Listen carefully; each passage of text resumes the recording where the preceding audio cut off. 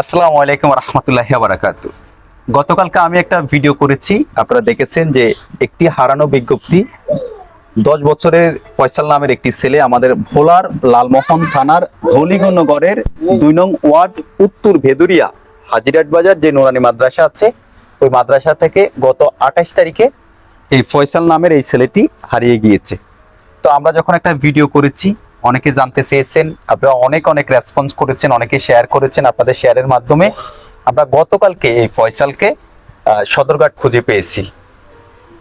এখন কাকা খুশি তো? ওরে ভাই ইনশাআল্লাহ খুশি। আর কোথাও যাইবে না? না সত্যি যাইবে না? না তুমি কেমনে কেমনে গেছো এখান থেকে একটু বলো তো। তোমার বাবা মা যেন তোমার জন্য টেনশন করছে, এটা জানো? জানো? আর যাইবে না কোথাও? না তো ও কোরআন শরীফের সবক নিচ্ছে, এবার ক্লাস 3-তে পড়ে ওই মাদ্রাসাতে। তো সবাই তার জন্য দোয়া করবেন, এই কাকার জন্য দোয়া করবেন। আপনারা অনেক অনেক সাপোর্ট দিয়েছেন, অনেক অনেক শেয়ার করেছেন। তার ফয়সালের আত্মীয় স্বজনও তার ব্যাপারে জানতে চেয়েছেন আমার কাছে যে ফয়সালের খোঁজ খবর পেয়েছেন কিনা।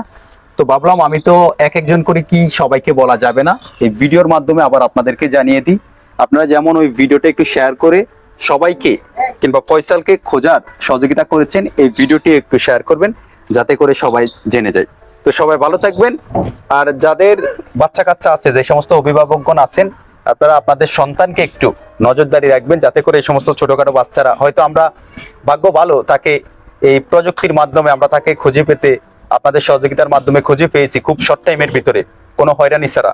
এমন তো হয়তো ওরে নাও তো খুঁজে পাওয়া যেত। ধন্যবাদ সবাইকে, সবাই ভালো থাকবেন।